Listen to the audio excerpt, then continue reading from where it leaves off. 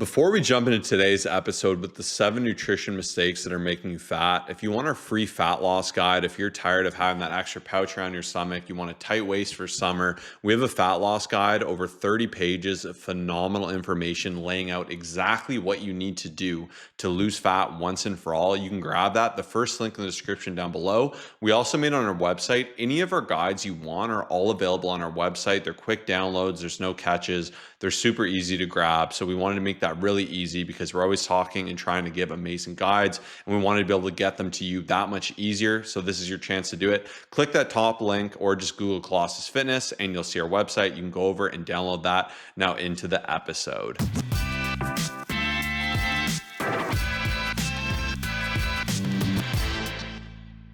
What's going on, everybody? Welcome to the Fit, Healthy, and most of all, Happy podcast. I'm your coach and host, Josh, here with his co-host and co-coach, KG, and I'm in the house. And today we're going to be talking about the 7 nutrition mistakes that are making you fat, that are causing you to become overweight, leaving you just be out of shape, whatever the case is. These are things that are consistently not allowing you to see change. And recently I was having a discussion with someone and he recently said, hey, what is the biggest difference maker in terms of losing fat? Is it going to be workouts or nutrition? And I had to say, you know what? Both are very important, but oftentimes it's the nutrition and the nutrition habits that are holding most people back. And that is the main reason why we have obesity rates very high, overweight rates very high. And if we start to make these changes, I truly believe you will start to see better results, even if it's losing 5 pounds, 20 pounds, 50 pounds, whatever the case is. These will make such a big difference. And number one, the biggest common mistake I see is just always needing to be full, always needing to have something, right? And I've made this mistake in the past, and that's how I know. And this is something that really holds me back. I really dislike being hungry. I don't like when I'm not feeling fully full or satisfied. But when the day that you realize that hunger won't kill you, boredom won't kill you, and you'll be totally fine, being in a slight calorie deficit, you will experience hunger. There are ways around it, which we'll talk about, but at the end of the day, you'll be totally fine. And I realize that a lot of times people end up overeating and over-consuming calories because they just are scared of feeling hungry. Like, you know, that little pit in your stomach, and this is probably one of the hardest tips for people to hear because they're like, no, I hate it. I don't want to feel that way. But it's normal, right? Like, essentially, when you think about it, being in a calorie deficit, you're feeding your body less calories than it wants. It's saying, hey, you know what, Kyle, just give me a little bit more. You know, I want to have a meal and I should be pushing to the point where my stomach's just feeling super full. That's what my body wants me to do. And when I cut it off short, let's say 70 to 80%, or when I don't have a nighttime snack, it's saying, just give me something, give me a little bit, right? And most people give in. Most people listen. They say, you know what? Okay, cool. They bring their calories up higher towards maintenance or over maintenance, causing them to gain more weight and become more out of shape. And this is just such a bad way to think about it. Be okay with having a little bit of hunger. It's totally fine. I know it's hard for people to hear, but I'm telling you, when you start to be okay with this, you'll make better decisions. You'll be more in range with your calories and you'll see better results long term. Next up is not eating enough food volume. If you think of it like a budget, if you have like $200 to your name and you want to go out and buy like a little handkerchief or something, you could buy one probably for like 25 cents, or you could go to Hermes and buy a special handkerchief that'll be $200 and have no money left for anything else. You would never do that because you're like, this is stupid. I don't care. I got other stuff I want to buy and focus on. But with nutrition, all too often, we'll use all of our calories on really unhealthy, dense foods. It actually was super nice because it was Kyle's birthday recently at the Starbucks we go to a lot. They brought both of us a brownie and we fit in our calories. I enjoyed it. It was delicious. I looked it up. It was 400 calories. That was my guess. And that's exactly what it was. And I made it fit. But if I made a habit every single day of having that brownie, then maybe I go home and I have some bread and peanut butter. Like, this could be like 1,000 calories. This could be a third of my calories for the day. And it's not going to sate me very much. It's all sugar and cream and fat. And it's not to say you can never have it, but it's just taking so much of that budget, right? Same with this example, this handkerchief. If it's taking your whole budget, why would you waste your money on it? There's no way you would. Whereas if you're a billionaire, you might not think twice about that $200. So the same with food volume. volume. And I think all too often, this is where people are pushing to things like Ozempic and GLPs, is they're trying to suppress any notion of being hungry, similar to what Kyle said with the first tip. And often, if you have a lot of food noise, if you're really hungry, there's a chance your diet just isn't the best or it isn't the most optimized. I love food. And when I eat things that are very calorie dense and less nutrient dense, I love the example of a Big Mac meal, or even let's do a Costco hot dog. I think everyone's had the amazing benefit of having a delicious Costco hot dog. They're incredible. They taste good, but I think they're like 400, 500 calories, something like that. I could probably eat six of them. That's my total calories for the day. I will be hungry again in 2 hours, right? It's just a bunch of processed foods, simple carbs, and it's not going to sate me. Whereas if I'm eating a massive salad with just maybe some olive and vinaigrette sauce and a ton of chicken, a ton of lean protein, if I eat 500 calories of that, I will be bloated and full and satisfied. Well, not bloated so much, but my stomach will be expanded and full. It'll expand with the fiber, and I'll be so full off that 500 calories. I'll have so much of my budget and so much of my room. So the more you can actually improve your food quality and use more things that are high in fiber, more lean proteins, as well as more fiber dense foods like vegetables, beans, legumes. We actually have a free food guide. It's another resource like I talked about at the start. Definitely grab our free resources from our website. But the more you can actually work on the volume of your diet, and when I do diet, I tend to add in more vegetables. Things like cucumbers, things like carrots are very, very low calorie relative to the portion. So you can eat a lot and feel a lot of satisfaction from that food. That makes it easier. Whereas if you're eating very simple foods, like you're having a brownie and then you have a scoop of protein, you're going to be pretty hungry in like 30 minutes. So this is a big mistake I see a lot of people make. And the more you can make this shift, the easier it becomes to diet.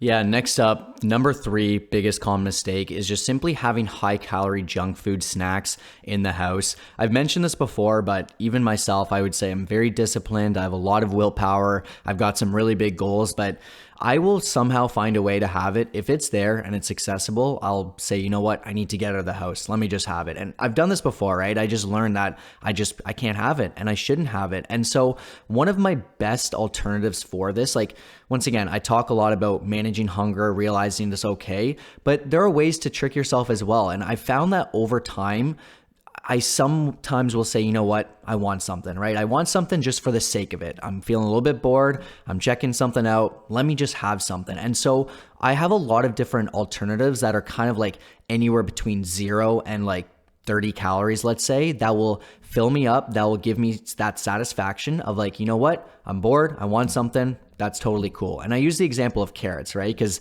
I'm not exactly like, I don't love carrots, but if it's at a point where I'm just like, you know what, I'm out of calories for the day, and I need something, want something, I should obviously tell myself just whatever, you're fine.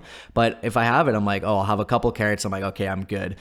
For me personally as well, like cucumbers has always been that, like it's mostly full of water. It's like very, very low calories. And so I used to do that quite often where I just have like, you know, a couple pieces of cucumber. And, you know, to me, these are good alternatives, right? Because if it were to become 8 p.m. where I say, you know what, I'm going to have something and there's like a, you know, Ben and Jerry's tub in the ice in the drawer, or like Kawartha ice cream, which I absolutely love, like I'll probably end up unfortunately having quite a few hundred calories of that, even though obviously being super disciplined. But these things are great between water. Sometimes I'll have a diet beverage, and even on the note of like snacks, I do have quite a few protein snacks, and typically speaking, even a bag of Quest chips would be about 150 calories, I believe, 140 calories, mostly all protein, which is awesome. And I just find that like those are better alternatives, and it allows me to still have that satisfaction and still see great results while staying within my calorie range, hitting my protein, and avoid overeating, which unfortunately a lot of people end up doing. Next up would be just filling up on the wrong foods. So similar to snacking, I made the mistake in the past of wanting to have really great, luxurious, fun snacks. And if you eat things like cookies or chips, right? These are designed to make you want to eat more. They're very simple, highly processed foods that really trigger dopamine in your brain and want you to consume more of them. And it's very easy to eat like 500-600 calories of cookies or chips or whatever before your dinner, kind of spoil your meal, right? So you can get around this by focusing more on like, okay, how can I eat the good foods and actually change the position of portioning? Kyle brought it up at a lot of steakhouses or buffets. They'll give you a lot of bread to kind of start because they'll try to get you to fill up on the cheap food before before you actually get into the quality foods. And I think we'll do this inadvertently with the way we eat, where we'll tend to start with the starchy carbs or the breads or the things that perhaps aren't as good for us. And then we'll move into the things like the lean proteins, the vegetables towards the end of the meal.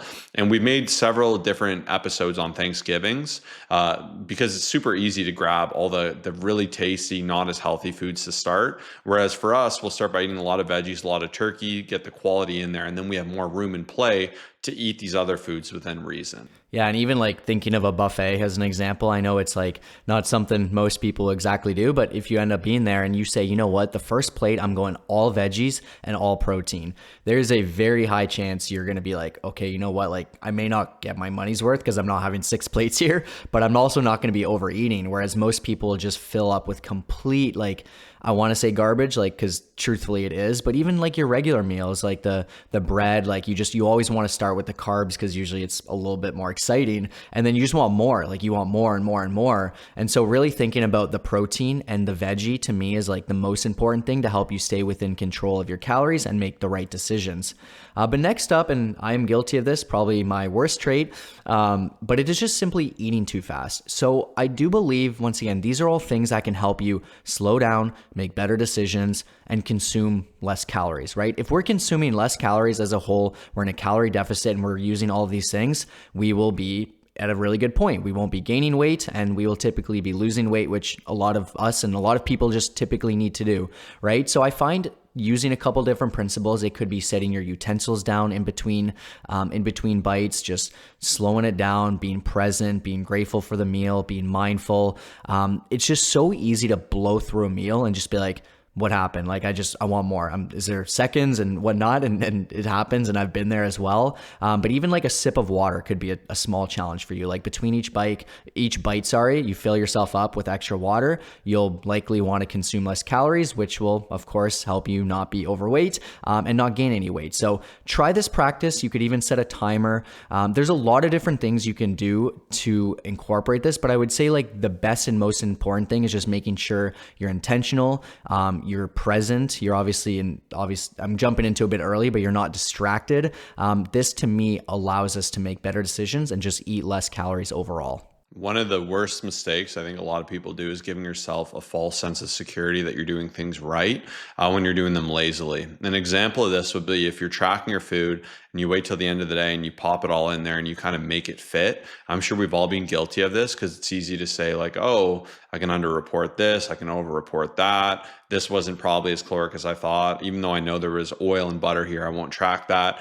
And if you do that, you may as well just not be logging. It's a false sense of security because you feel like you're hitting your macros. In retrospect, you forget you're doing that.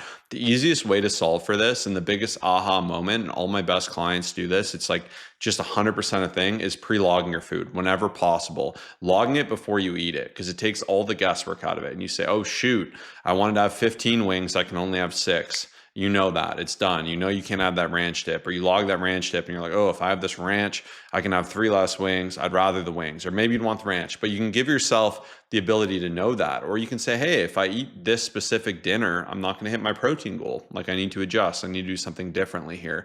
And that's where logging things in advance is the most accurate, tried and true metric to make sure your macros are being hit. So if you're going to do something, do it right, do it honest. It's the same with workouts. If you're you could push a lot more and you're stopping 5 reps short, like you're really only hurting yourself. And I think just make it a rule that you're not going to lie to yourself. You're going to do it right. And this alone will help you peel off so much weight. Yeah. And as Josh mentioned that, I'd say most people are, and studies have shown this. I actually made a post recently about there was a study done where about 50% of people within this study, they ended up underreporting their calories by a significant amount, like over 500. And that was just because they weren't being honest with themselves. They weren't accurately tracking. They weren't using measuring cups. They weren't using food scales, and they just eyeballed consistently. And they did what Josh said, like logged at the end of the day and all that stuff. And, it's so easy to overeat, right? Especially when you don't put the oil in there and the creamers and all that other stuff. So I even made a good reels on this. I'll actually share it below of like all the different ways you can end up overeating,